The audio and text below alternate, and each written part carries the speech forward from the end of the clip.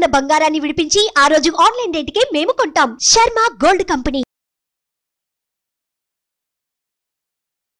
Hello views, welcome back to our channel. ఈరోజు మనతో ఉన్నారు బివిఎస్ఆర్ రెడ్డి గారు. ముఖ్యంగా మనీ పవర్ అనేది ఏ విధంగా ఉంటుంది, అందులో లా ఆఫ్ అట్రాక్షన్ కి దీనిలో ఉన్న ఇంపార్టెన్స్ ఏంటి సార్ అనేది తెలుసుకుందాం. Hi sir. శుభం అండి. సార్, ఇందా ఇంట్రోలో చెప్పిన భాగంగా మనీ పవర్ అనేది ప్రతి ఒక్కరికి వేరే రేంజ్ అనేది చూపిస్తూ ఉంటుంది అనమాట. అంటే లైఫ్ ని వేరే రేంజ్కి తీసుకెళ్ళి చూపిస్తుంటుంది. అయితే లా ఆఫ్ అట్రాక్షన్ అనే కాన్సెప్ట్ వచ్చాక దీని యొక్క కోణం మారిపోయింది కదా. ముఖ్యంగా లా ఆఫ్ అట్రాక్షన్ ఉపయోగించుకొని ఈ పవర్ ని ఎంత ఫాస్ట్ గా చూడొచ్చు అంటారు, ఎంత దగ్గరగా చూడొచ్చు అంటారు? శుభం. Welcome to my home lucky home, Vedic Mahavastu and money Sutra. ఇక్కడ లా ఆఫ్ అట్రాక్షన్ అనేది ఈ మధ్య ఎక్కువగా వినపడుతున్నది. అసలు ఈ సృష్టి ప్రకృతిలో ప్రతి ఒక్కటి లా ఆఫ్ అట్రాక్షన్తోనే నడుస్తాయంటే మీరు నమ్మగలుగుతారా? సూర్యుడి చుట్టూతోనే గ్రహాలు ఎందుకు తిరుగుతున్నాయి? ఆయన దగ్గర పవర్ ఉంది కాబట్టి, గురుత్వాకర్షణ శక్తి దానికి పేరు పెట్టి, రైట్. భూమి చుట్టూతోనే చంద్రుడు ఎందుకు తిరుగుతున్నాడు? దానికి ఒక పవర్ ఉంది. అలాగే మీ చుట్టూతో కూడా జనాలు తిరగాలని అంటే మీకు కూడా ఏముండాలి? ఒక పవర్ ఉండాలి. అయితే గురుత్వాకర్షణ శక్తి ఉంటే అందరూ వచ్చి అయస్కాంతంలో గర్చుకుపోతారు. అలా కాకుండా ప్రత్యేక ఆకర్షణ శక్తి అని అంటే వాళ్లకు మీ పనులు జరిగేలా, అది వ్యాపారం కావచ్చు, మీ రాజకీయం కావచ్చు, లేదా వ్యవసాయం కావచ్చు, ఏదైనా కానీ మీరు మీ చుట్టుపక్కల ఉన్నటువంటి డబ్బు యొక్క వనరులను మీరు మీ వైపు ఆకర్షించుకునేలా చేయాలని అంటే మీరు ఎలా ఉండాలి?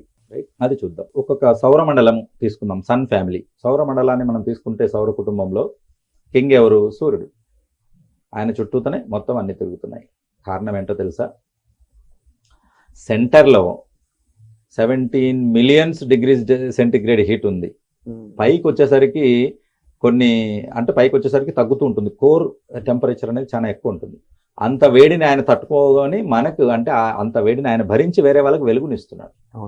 తనను తాను హీలియం నుంచి హైడ్రోజన్ కన్వర్ట్ అయినప్పుడల్లా హీట్ వస్తుంటుంది. ఆ హీట్ను తను భరించి జనాలకు వెలుగునిస్తున్నాడు. చెట్లకు వాటి అన్నిటికీ కూడా కిరణజన్య సమూహక్రియ ద్వారా ఫుడ్ తయారు చేసుకోవడానికి ఇస్తున్నాడు అని అంటే ఇక్కడ పరోపకారం అనేది ప్రధానంగా ఉంది. కాబట్టి లా ఆఫ్ అట్రాక్షన్ అనే వాళ్ళకి ఎప్పుడు కూడా పరోపకారం ఉన్న వాళ్ళకే అది వర్తిస్తుంది. అంటే మనకు ఎవరికైనా ఏదైనా చేయాలి అనే ఒక థాట్ ఉంటుంది. మీకు ఒక గొప్ప విషయం చెప్తాను చూడండి. ఈ ప్రకృతిలో అన్నిటికన్నా ప్రధానం ఏంటంటే టేకింగ్ కాదు, గివింగ్. తీసుకోవడం కాదు, ఇవ్వడం. ఫర్ ఎగ్జాంపుల్, తీసుకునేవాడు ఎలా ఉంటాడు? ఇలా ఉంటాడు అని అంటే నాకు ఇవ్వండి అని. ఇచ్చేవాడు ఎలా ఉంటాడు? ఇలా ఉంటాడు. ఎవరి చేయి పైన ఉంటుంది? ఇచ్చేవాడు చేయి పైన. కాబట్టి మనం ఎప్పుడు ఇచ్చేవాళ్ళలాగా ఉండాలి. అలా ఇచ్చేవాళ్ళలాగా ఉన్నప్పుడే లా ఆఫ్ అట్రాక్షన్ వర్క్ అవుతుంది. అంటే మీ దగ్గర ఒక మంచి కాన్సెప్ట్ ఉండాలి. ఏమి ఇవ్వాలి? ఇవ్వడానికి నా దగ్గర ఉంటే ఇంకెందుకు సార్, నేను ఉంటే ఇస్తుంది. చాలా మంది ఏంటంటే నా దగ్గర ఉంటే నేను అట్లా ఇస్తుంటే ఇట్లా ఇస్తుంటే అని చెప్తారు. ఏమున్నదో అది ఇవ్వచ్చు. డబ్బే ఇవ్వాలని లేదు. ఇవ్వము అనగానే అందరూ మనీ దగ్గరికి వస్తారు, డబ్బు ఇవ్వాలి అని చెప్పేసి. డబ్బే ఇవ్వనక్కర్లేదు. మీకు ఏది చేతనైతే అది ఇవ్వచ్చు. At the same time law of అట్రాక్షన్లో ఇంకొకటి కూడా ఉంది. మీకు ఏది కావాలో అది ఇవ్వచ్చు. మీకు హ్యాపీనెస్ కావాలి, ఎవరినైనా చిన్న హెల్ప్ చేసి వాళ్ళు హ్యాపీగా అయ్యేటట్టు చేయండి. ఓకే. చిన్న పిల్లలు ఉంటారు, అనాథ పిల్లలు ఉంటారు, వృద్ధాశ్రమాలు ఉంటాయి, ఎవరు పట్టించుకోరు వాళ్ళని. వాళ్ళు బాధపడుతూ ఉంటారు. వెళ్ళి ఒక గంట మాట్లాడండి, డబ్బు అవసరం లేదు దానికి, హ్యాపీగా ఫీల్ అవుతారు. చిన్న పిల్లలు ఉంటారు, ఒక 10 రూపాయలు పెన్సిల్స్ లేకపోతే రబ్బర్లు తీసివ్వండి. అమ్మా నాన్న లేని పిల్లలు ఎవరైనా కూడా తెచ్చి చేస్తే వాళ్ళు మిమ్మల్ని హక్ చేసుకొని చాలా మంచి గ్రాటిటీ అనేది చూపిస్తారు, కృతజ్ఞత అనేది. అది మీకు ఇవ్వండి. ఈ రకంగా మీకు ఏది ఉంటే అది ఇవ్వండి, ఏది చేతనైతే అది ఇవ్వండి. మీకు ఏది కావాలో అది ఇవ్వండి. చాలా మంది నాకు డబ్బు కావాలి సార్, అయితే డబ్బు ఇవ్వమంటారు అంటారు. డబ్బు కావాలి అన్నప్పుడు డబ్బు ఇవ్వాలంటే దానికి ఒక మార్గం ఉంటుంది, రైట్. మీకు ఇంతకుముందు పాతకాలం కొన్ని హ్యాండ్ బోర్స్ ఉండేది, గుర్తుందో లేదో. ఆ హ్యాండ్ బోర్లో నీళ్లు బయటికి రావాలంటే ఏం చేస్తే వాళ్ళ తెలుసా? ముందు నీళ్లు పోసేవాళ్ళు. ఇది చాలా విచిత్రమైన లాజిక్ అన్నట్టు. నీళ్లు కొడితే రావు కాబట్టి ఏం చేసేవాళ్ళు? ఒక బకెట్ నీళ్లు పోస్తారు. ముందు బకెట్ నీళ్లు పోసి కొడుతూ ఉంటే మళ్ళీ నీళ్ళు వస్తాయి. అదే సూత్రం.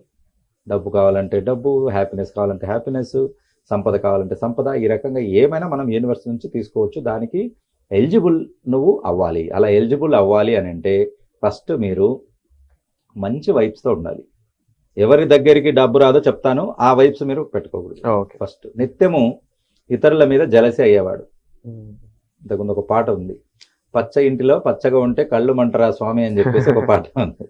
అని అంటే పక్కవాడు ఏదైనా మంచి షర్ట్ వేసుకున్నా ఏడు కుళ్ళుకుంటాడు, ఎవరైనా పక్కన మంచి కారు కొంటే కుళ్ళుకుంటాడు, ఎవరైనా మంచి సైట్ కొంటే బయట ఏమో బాగా మాట్లాడుతుంటాడు, లోపల కుళ్ళుకుంటాడు. అలా వద్దండి, మనస్ఫూర్తిగా ఆనందించండి.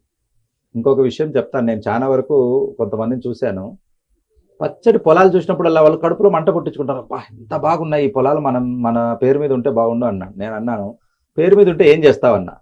ఏం చేస్తాం, ఆనందిస్తా అన్నాడు. ఇప్పుడు పేరు మీద లేకపోయినా చూసి ఆనందించవచ్చు కదా. పంట నువ్వు కోసుకొని తినాలంటే నీ పేరు మీద ఉండాలి, నువ్వు వెళ్ళాలి. లేదా డబ్బు ఉంటే డబ్బు పెట్టి ఆ పంటను కొనుక్కోవచ్చు, ఆ రైతు పడే కష్టాన్ని కొనుక్కోవచ్చు. కాబట్టి నువ్వు ఏదైనా మంచి ఫీలింగ్స్తో ఉండాలి.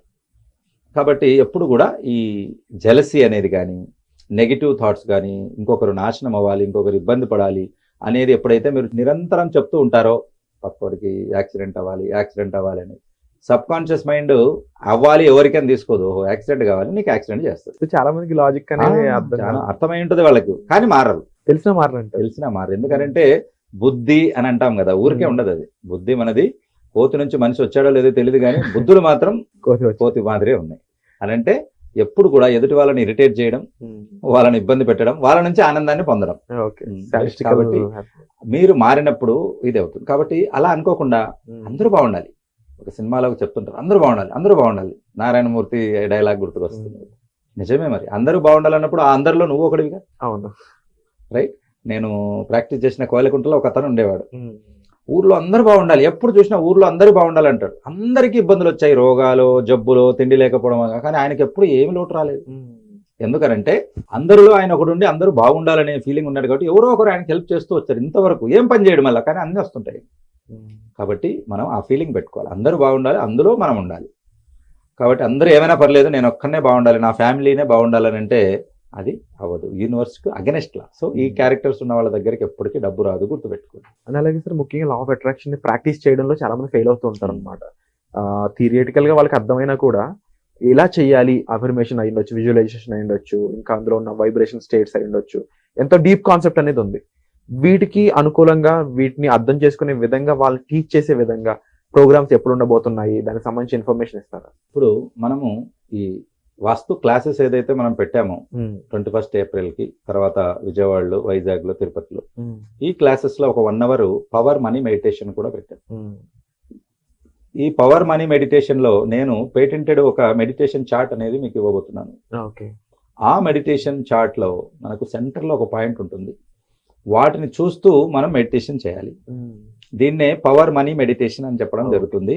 అదే మెడిటేషన్ గ్రూప్ మెడిటేషన్ అయితే ఇంకా వండర్ఫుల్ గా పనిచేస్తుంది. కాబట్టి బాగా గుర్తుపెట్టుకోండి. ఒకరు ఇద్దరు పోయే టెంపుల్స్ ఫేమస్ అయినది మీరు ఎక్కడన్నా చూసారా? లేదు. అదే కొన్ని వేలు లక్షల మంది వెళ్ళేటివి.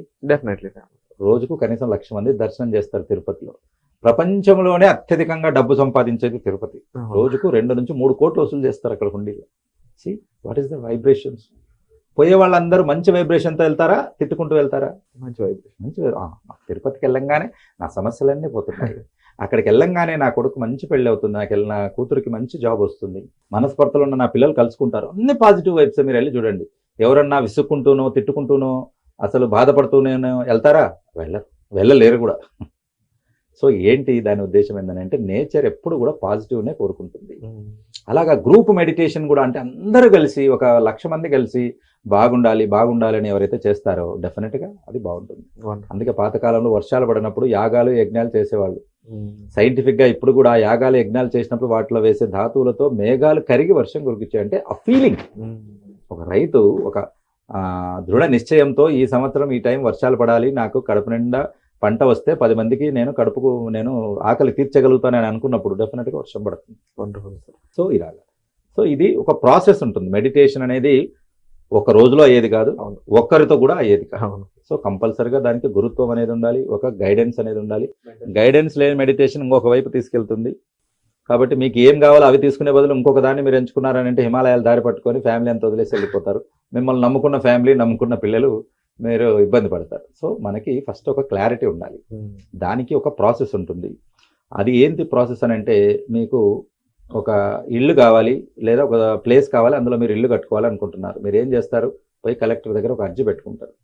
తెల్ల పేపర్ ఇస్తారా, దాని మీద రాస్తారు. ఏమని రాస్తారు? ఫలానా జిల్లాలో, ఫలానా మండలంలో, ఫలానా ఊరిలో, ఫలానా దిశకు, ఫలానా చోట వీలైతే ఈ సర్వే నంబర్లో గవర్నమెంట్ పొలాలు ఉన్నాయి, నాకు దయచేసి ఇవ్వండి.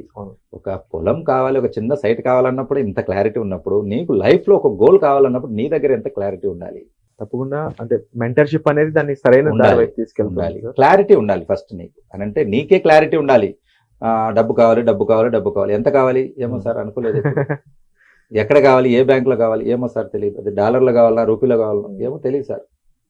కాబట్టి ఏం కావాలనేది మీరు పెన్ పేపర్ మీద కంపల్సరిగా మీరు చేసి పెట్టుకోవాలి. ఒక పెన్ అండ్ పేపర్ కంపల్సరిగా మీరు ఉండాలి. నేను ఎప్పుడు ఒక బుక్ క్యారీ చేయమని చెప్తాను, ఎందుకంటే ఎప్పుడు ఏ క్షణంలో ఐడియాలు వస్తాయో తెలియదు, అవన్నీ నోట్ చేసుకోవడానికి. కాబట్టి ఏదైనా put on paper. If you don't put on paper that will be only a wish, not a will. విష్కు విల్కు తేడా ఏంటి? Wish you happy new year, ఈ సంవత్సరం అంతా నువ్వు హ్యాపీగా ఉండాలని నేను ఆశిస్తున్నాను, ఉండవచ్చు ఉండకపోవచ్చు. అదే విల్, ఎస్ ఐ విల్, నేను చేస్తాను. ఐ విష్కు ఐ విల్కు చాలా తేడా ఉంది. విల్ అనగానే యాక్షన్, విష్ అనగానే ఊరికే మనసులో కోరుకుంటున్నాను, కోరుకుంటానే వస్తుందా, దానికి మళ్ళీ యాక్షన్ రావాలి. కాబట్టి అలా పెన్ను పేపర్ కంపల్సరీగా ఉండాలి. అందులో ఫస్ట్ తీసుకోవాల్సిన యాక్షన్ వచ్చేసి ఇక్కడ మనకి అఫర్మేషన్స్ అని అంటే ఏం చెప్పాలి. అఫర్మేషన్ ఫ్రేమింగ్ కూడా చాలా ఇంపార్టెంట్. అఫర్మేషన్ ప్రెజెన్స్లో ఉండాలా, పాస్ట్ టెన్స్లో ఉండాలా, లేదా ప్రజెంట్ ఫ్యూచర్ టెన్స్లో ఉండాలా, చాలా తేడాలు ఉంటాయి. కాబట్టి అవి ఎలా ఫ్రేమ్ చేసుకోవాలి. తర్వాత నెక్స్ట్ అఫర్మేషన్ చేసుకున్న తర్వాత వాటిని ఎన్నిసార్లు చదవాలి. తర్వాత ఈ అఫర్మేషన్స్ వర్కౌట్ అవ్వాలని అంటే అఫర్మేషన్స్ ముందు అక్కడ మనం గోల్స్ రాసుకున్న తర్వాత అఫర్మేషన్స్, వాటి తర్వాత మెడిటేషన్, నెక్స్ట్ విజువలైజేషన్, తర్వాత మెడిటేషన్. ఈ ప్రాసెస్ ఉంటుంది ఒక్కొక్కటి. ముందు మనం ఏం కావాలో క్లారిటీగా రాసుకోవాలి, వాటిని పదే పదే మనం చెప్పుకోవాలి అఫర్మేషన్, తర్వాత వాటిని విజువలైజ్ చేసుకోవాలి అంటే ఊహించుకోవాలి, తర్వాత మెడిటేషన్ వెళ్ళాలి. ఇలా డిఫరెంట్ స్టెప్స్లో ఉంటుంది. వన్స్ మెడిటేషన్కి వెళ్ళాక ఇంకా ఏ ఆలోచనలు ఉండవు. కాబట్టి మీరు లా of attraction works on the law of vibrations. ఈ సృష్టిలో ప్రతిదీ ఒక ఫ్రీక్వెన్సీతో వైబ్రేట్ అవుతుంటుంది. ఎవ్రీథింగ్, ఒక వస్తువు, జీవ నిర్జీవాలు, ఒక కొండ కానీ, ఒక చెట్టు కానీ, ఒక నీరు కానీ, ఏదైనా ఒక వైబ్రేషన్ ఉంటుంది. ఆ వైబ్రేషన్ యొక్క ఫ్రీక్వెన్సీ, మీ వైబ్రేషన్ యొక్క ఫ్రీక్వెన్సీ సెట్ అయితే మీకు దొరుకుతుంది. అలా కాకుండా మిస్ మ్యాచ్ ఉన్నాయనుకోండి, మీ వైబ్రేషన్ ఎక్కడ ఉంది, మీకు కావాల్సింది ఎక్కడ ఉంది, అవ్వదు. అందుకే మీరు ఏం కావాలని కోరుకుంటున్నారో అలా ఉండండి అని చెప్పేది. మీరు మంచి పిల్లలు కావాలి మీకు అని అంటే ముందు పిల్లల్ని ప్రేమించండి. అది పక్కింటోని పిల్లలు కావచ్చు, ఎదురింటోని పిల్లలు కావచ్చు, అనాథ పిల్లలు కావచ్చు, వాళ్ళు తీసుకొని వాళ్ళని ప్రేమించండి, దగ్గర తీసుకోండి, వాళ్ళతో ఆడుకోండి. అప్పుడు మీకు పిల్లలతో ఒక ఇది వస్తుంది. దీనికి ఒక పర్ఫెక్ట్ సైంటిఫిక్ ఎగ్జాంపుల్ చెప్తాను.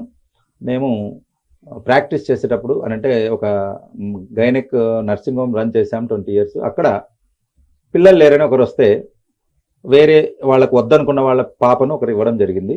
విచిత్రం ఏంటంటే వాళ్ళకి ఎందుకు పిల్లలు లేరు అని అంటే ఇంకా పిల్లలు కారని డిసైడ్ అయిపోయారు, వాళ్ళకి అన్ని ప్రాబ్లమ్స్. కాబట్టి వాళ్ళు కూడా ఫిక్స్ అయిపోయి ఈ పాపను తీసుకొని పెంచుకోవడం మొదలు పెడితే ఇప్పుడు మళ్ళీ తను ప్రెగ్నెంట్ అయ్యి మళ్ళీ పిల్లల్ని కన్నది.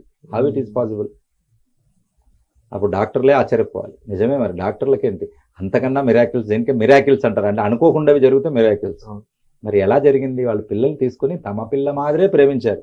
ఎవరు కడుపులో పుట్టిన పిల్లని తమ పిల్లవాన్ని ప్రేమించారు. ఒక 10 లక్షల ఆస్తి రాశారు వాళ్ళ పేరు మీద, ప్రతి బర్త్డేకి ఒక బంగారు గొలుసు వేశారు అమ్మాయికి, సొంత కూతురు కన్నా ఎక్కువగా చూసుకున్నారు. కాబట్టి భగవంతుడు మళ్ళీ ఒక గిఫ్ట్ ఇచ్చాడు. ఇదే మీరు చేయాల్సింది.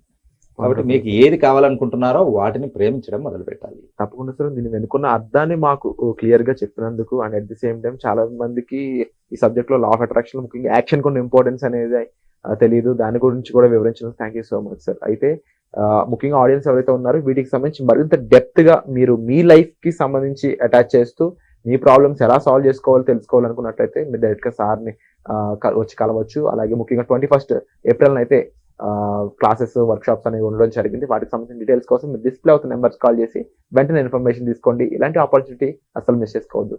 Thank you so much sir. Sure.